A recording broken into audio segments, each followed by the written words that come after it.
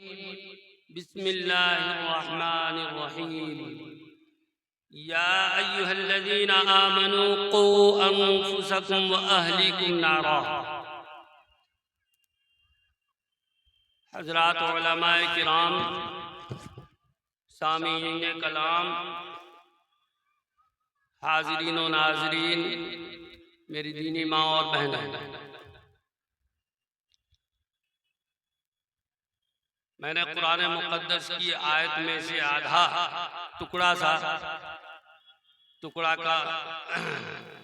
टुकड़ा की तिलावत की है और इसी ज़िम्न में चंद गुजारिशात आपके सामने रखकर मैं अपनी जगह ले लूँगा।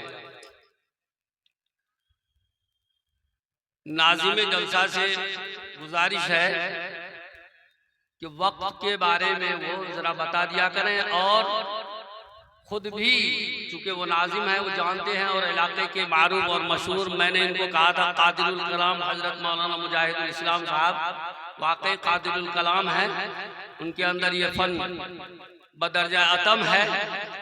सिर्फ इशारा किया गया इसलिए कि वो ज़हन में रखें और मुझे कुछ कोफ्त हो रही थी इसीलिए। और आज की सदारत अल्हम्दुलिल्लाह मेरे ज़िम्मे लगा दी गई है, अगरचे यहाँ हमसे बड़े और अल्हम्दुलिल्लाह बासलाहियत लोग मौजूद हैं। और ये सदारत और ये पहली गुफ्तगू ये यूपी की तरफ पर आज का प्रोग्राम चलाया जा रहा है। यूपी में सदर मजलिस की पहली गुफ्तगू रहती है, अगरचे अपने इलाके में सदर मजलिस की आखिरी में गुफ्तगू होती है। तो यूपी के तरफ पर मुझे बैठाया गया है, तो मुझे मौलाना से फिर दोबारा मैं दरखास्त करूंगा कि मुझे कितनी देर तक गुफ्तगू करनी है? आधे घंटे।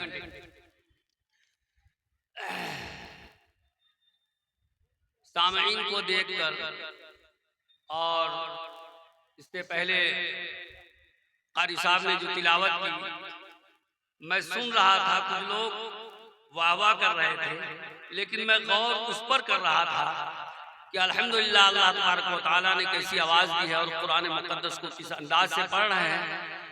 मुझे दिल की गहराइयों से मैं दुआएं कर रहा था और इस वक्त मौलाना सरफराज सुंबुल साहब ने नाथखानी की और चाहत ये हो रही थी कि अच्छी आवाज़ से और ज़ोरदार अंदाज से गुनगुनाया जाए ताकि लोग जल्द से जल्द पिंडाल में पहुंचने की कोशिश करें।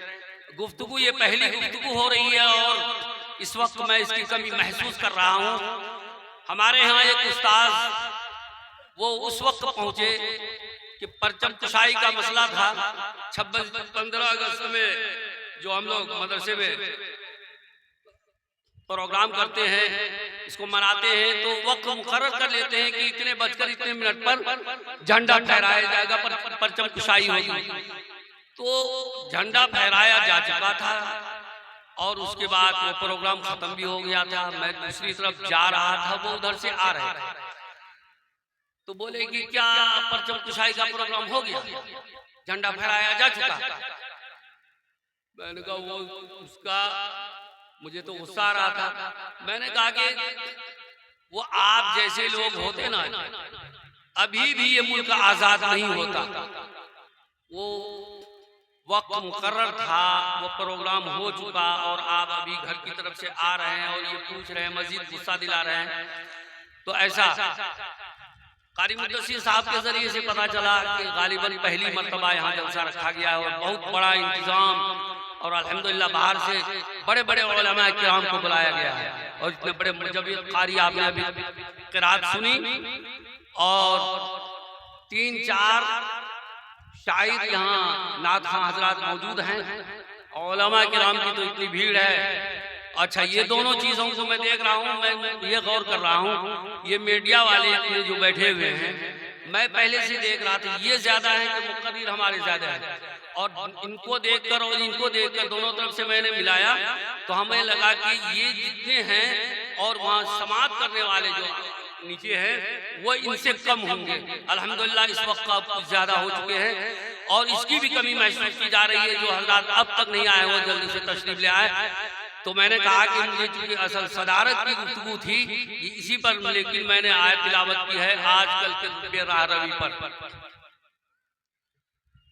अल्लाह रब्बुल इज्जत ने इरशाद फरमाया, मुखातब किया ईमान वालों को, या अय्युहल्लज़ीना आमनू क़ू अनफुसकुम व अहलीकुम नारा, ऐ ईमान वालों बचाओ अपने आप को और अपने अहलो अयाल को जहन्नम से। यहाँ कहा गया है उस आग से जिसका ईंधन इंसान और पत्थर है। ये समझिए कि अपने आप को मुकम्मल तौर पर और अपने अहले अयाल को जहन्नम से बचाओ। मेरे मोहतरम बुजुर्गों, दोस्तों, अल्लाह रब्बुल इज्जत ने इसका एहसान जतलाया है कि नबी मोहम्मद सल्लल्लाहु अलैहि वसल्लम को हमारे दरमियान भेजकर और इस आखिरी रसूल को भेजा है और इस शान से एहसान जतलाया है। लक़द मन्नल्लाहु अलल मुमिनीना इज़ बअस फ़ीहिम रसूलन मिन अनफुसिहिम यतलू अलैहिम आयातिही व युज़क्कीहिम व युअल्लिमुहुमुल किताब वल हिकमा व इन कानू मिन क़ब्ल लफ़ी ज़लालिम मुबीन। तहक़ीक़ के अल्लाह रब्बुल इज़्ज़त ने मोमिनों पर एहसान किया कि उन्हीं की ज़ात में से, उनमें से एक नबी को अल्लाह तबारक व तआला ने भेजा जो कुरान मुक़द्दस की तिलावत करते हैं और तज़किया नफ्स करते हैं, अखलाकियात दुरुस्त फरमाते हैं और किरदार साजी करते हैं। ये तज़किया नफ्स, ये जो आजकल देखता हूँ बेअदबी का दौरा है और अदब का फुक़दान है, इसी चीज से हम बहुत दूर हो चुके हैं। किरदार साजी का जो मसला है और अखलाक को दुरुस्त करना फरमाने का जो मसला था, नबी मोहतरम सल्लल्लाहु अलैहि वसल्लम ने कहा तुम में से सबसे अच्छा, सबसे बेहतर वो आदमी है जिसका अखलाक सबसे अच्छा हो। तो ये आप सल्लल्लाहु अलैहि वसल्लम को अल्लाह तबारक व तआला ने इस चीज को देकर भेजा और कहा वयुअल्लिमुहुमुल किताब वल हिकमा, और ये किताब मुक़द्दस जो आपको दी गई है, जिसके साथ आपको मबूस फरमाया है, उसका इल्म सिखाते हैं और उसी के साथ साथ उसके अंदर जो बहुत गहराई की बातें हैं, जो बहुत दानाई की बातें हैं, उस चीज को आप बयान फरमाते हैं। और ये अल्लाह तबारक व तआला ने एहसान क्यों जतलाया? ये इसलिए जतलाया कि इंसानों को मुखातब किया, गौर करो ये एहसान जतला देने की बात है कि नहीं। यूं तो सारी कायनात, सारी नियामतें अल्लाह रब्बुल इज्जत की तरफ से ही है और जितने भी अंबिया किराम दुनिया में तशरीफ लाए सब अल्लाह रब्बुल इज्जत ने ही भेजा। लेकिन ये आखिरी नियामत 525 बरस बाद हजरत ईसा अलैहिस्सलाम से आप सल्लल्लाहु अलैहि वसल्लम दुनिया में तशरीफ लाए। इस दरमियान में दुनिया जलालत और गुमराही की इंतहा पर पहुंच चुकी थी। अखलाक नाम की कोई चीज नहीं थी और अमाल, अच्छे अमाल के नाम पर कोई चीज नहीं थी, यानी हर तरह की बुराई पाई जाती थी। ऐसे दौर में आप सल्लल्लाहु अलैहि वसल्लम को भेजा और अल्लाह तबारक व तआला ने इसी का एहसान जतलाया, व इन कानू मिन क़ब्ल लफ़ी ज़लालिम मुबीन। गौर कर लीजिए कि आप सरी गुमराही के अंदर मुब्तला थे कि नहीं थे, बिल्कुल पूरी दुनिया तारीकी में डूब चुकी थी कि नहीं, और जहन्नम के दहाने पर तुम पहुंच चुके थे कि नहीं, अखलाकी गिरावट तुम्हारे अंदर इंतहा दर्जे को पहुंची हुई थी कि नहीं। नबी के मोहतरम सल्लल्लाहु अलैहि वसल्लम को आपके दरमियान भेजकर इसकी दुरुस्तगी और अखलाक के नमूना जो पेश किया है, बतलाओ कि एहसान किया गया कि नहीं किया गया। शुरू में जो आयत मैंने तिलावत की, इसकी ज़िम्न में एक खास तरफ तवज्जो दिला देना चाहता हूँ। हम किससे उम्मीद करते हैं समझ जाने की? यहाँ अल्लाह रब्बुल इज्जत ने बिल्कुल बहुत करीब करके और इंसान को जो बात लगती है और जो आसानी से समझ में आती है उसी तरफ इशारा किया गया है कि अपने आप को, अपना ख्याल करो, अपने आप को, और अपने आप से मुराद बहुत सिमटी हुई चीज, आपके घर में जो लोग रहते हैं, आपके घर के जो अफराद हैं, आपके मातहत के जो अफराद हैं, आपके घर के यानी आपके आलो औलाद हैं, उन पर भी ये मेहनत करो, उनको भी जहन्नम की आग से बचा लेने की कोशिश करो। माशरा बहुत खराब हो चुका है। माशरा क्या है? माशरा बहुत खराब हो चुका है। शादी कारड में लिखे हुए देखते हैं, कहीं कहीं लिखा होता है मुंतजिम आमद और कहीं रहता है इस्तकबालिया, तो उसमें लिखा हुआ आता है आप और हम ही लोग मुंतजिर आमद हैं, हम ही लोग इस्तकबालिया हैं, आप और हम। माशरा क्या है? माशरा आप और हम। शख्स अपने बारे में सोचे कि मैं ही एक फर्द हूं, मुझसे माशरा है, मेरे घर में जो बच्चे रहते हैं वो हमारे मातहत हैं। उसी तरफ अल्लाह रब्बुल इज्जत ने इशारा किया। अगर ये बात समझ में नहीं आती है तो गौर कर लीजिए, नबी मुहम्मद सल्लल्लाहु अलैहि वसल्लम ने बतलाया कि इंसानों जरा गौर कर लो, उस वक्त के बारे में गौर कर लो। अम्मा मन खाफ मकाम रब्बिही व नहा नफ्स अनिल हवा। अगली दूसरी तफसीर है कि अल्लाह रब्बुल इज्जत के सामने खड़ा होने के बारे में गौर कर लो। अगर अबाही तबाही में तुम्हारी जिंदगी गुजर रही है, बात समझ में नहीं आ रही है, उस वक्त के बारे में गौर कर लो।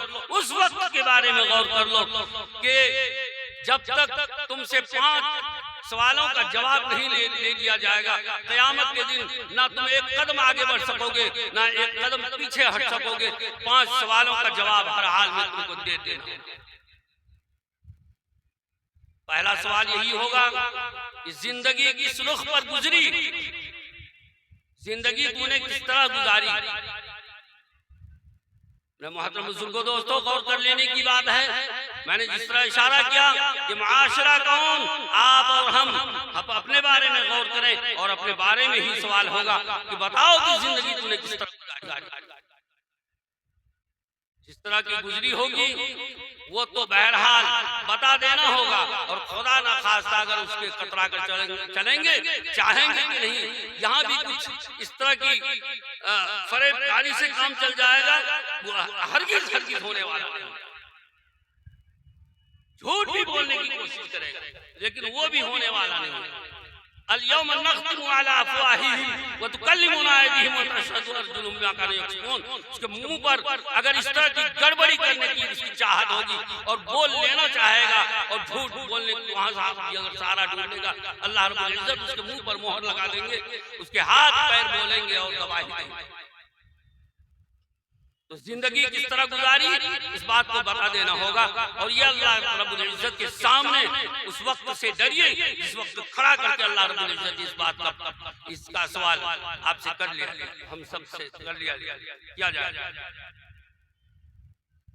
और उसके बाद कहा जाएगा माल कहां से कमाया, किस तरह कमाया। तो माल कमाने के बारे में चालाकी, होशियारी, ठेकेदारी, फनकारी, और वो अपने को कमाल समझता है कि चुटकी का खेल है, मोबाइल पे भी मैं लाखों रुपये कमा लेता हूँ और ऐसा कर लेता हूँ वैसा कर लेता हूँ। हुनर चाहिए, अरे अकल चाहिए। ये कौन सी अकल, कौन सा हुनर को बोल रहा है ये? मेरे मोहतरम बुजुर्गों, दोस्तों, बहुत से नौजवान हमारे इसमें मुब्तला हैं, और नौजवान कौन जो इस तरह से जिंदगी गुजार कर उनकी उम्र ज्यादा हो गई है, वो भी अभी इसी में मुब्तला है।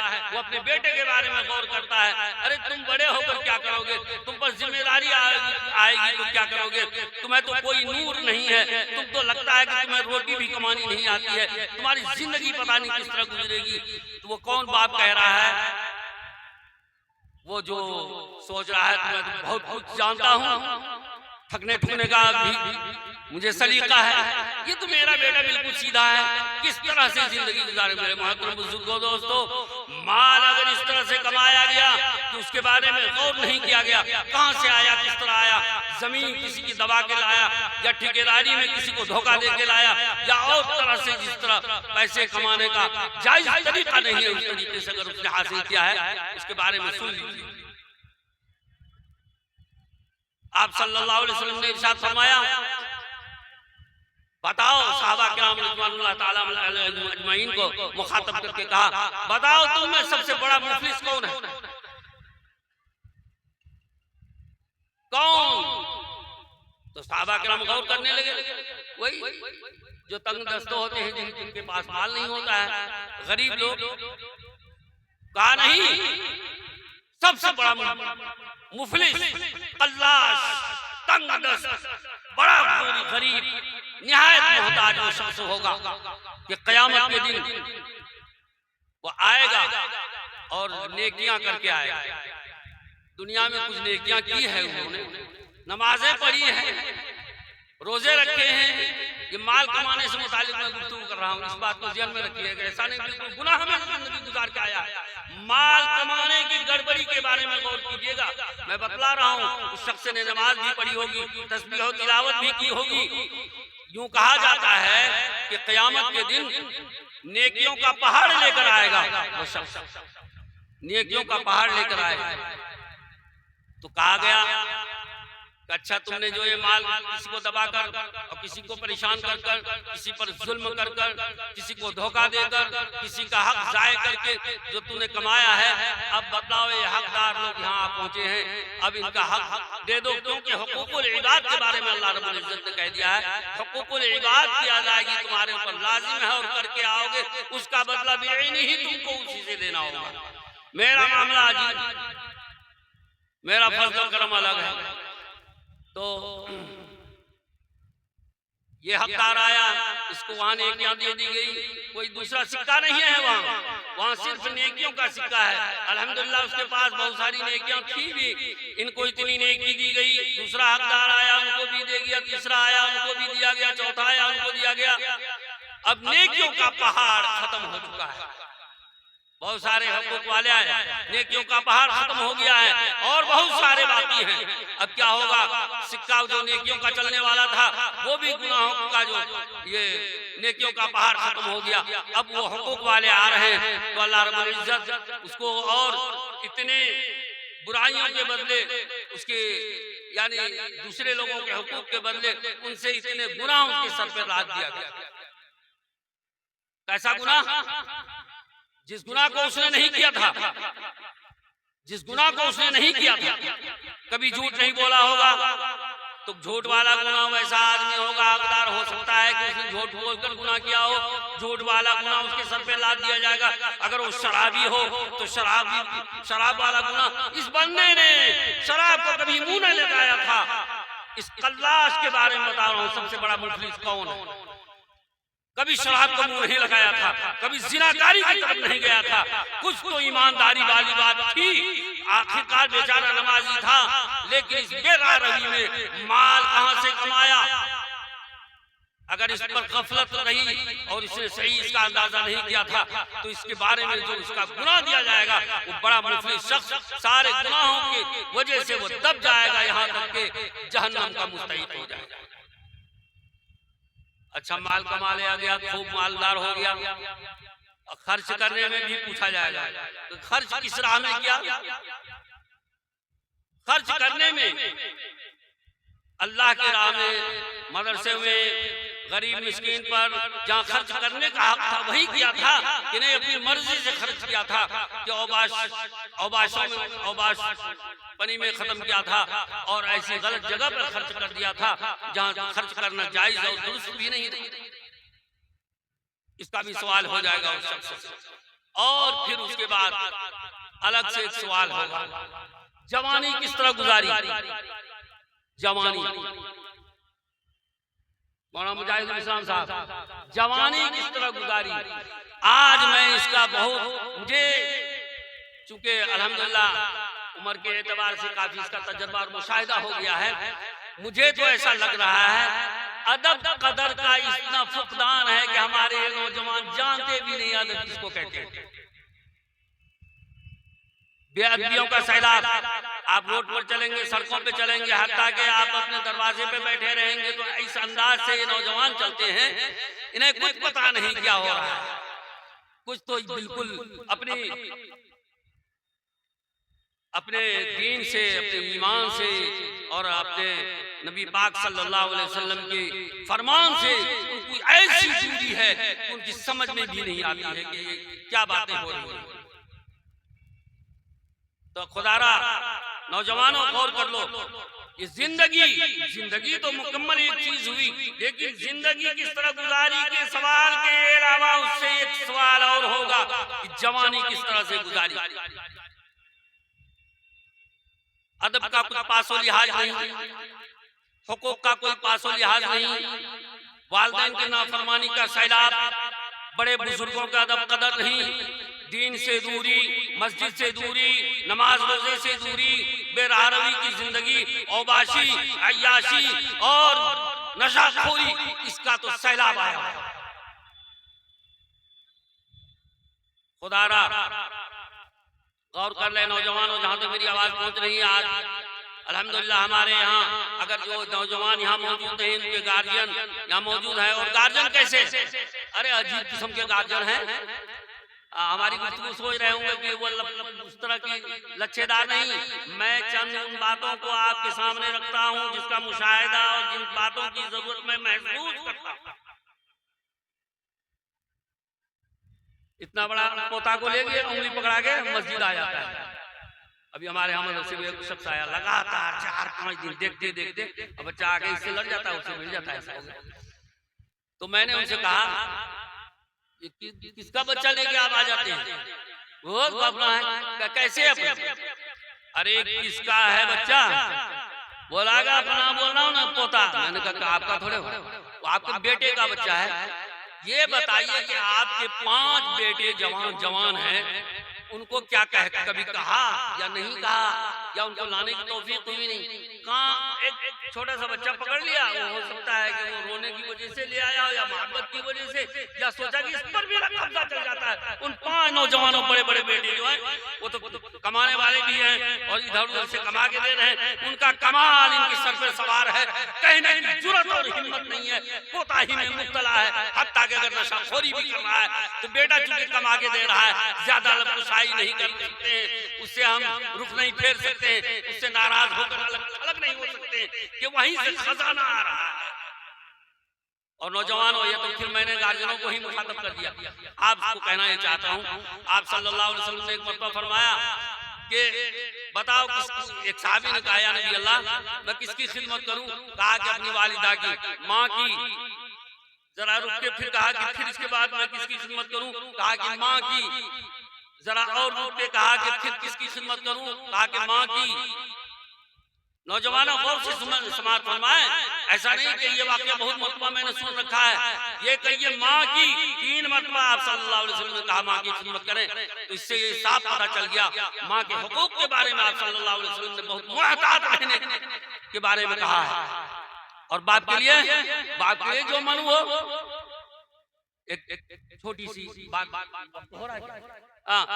तो मैं माजरत से मैं बोलने में इस बात का पूरा लिहाज रखता हूँ। मैं अपने, क्योंकि मैंने कहा था मैं पहला खुतबा मेरा ही हो रहा है और सदर मजलिस भी हूँ। मैं उन उलमा के नाम से मुखातब करके कहता हूँ कि अपने मौजू के एतबार से वो गुफ्तगू करेंगे और बीच में कभी कभी नमाज के बारे में जरूर बोल देंगे।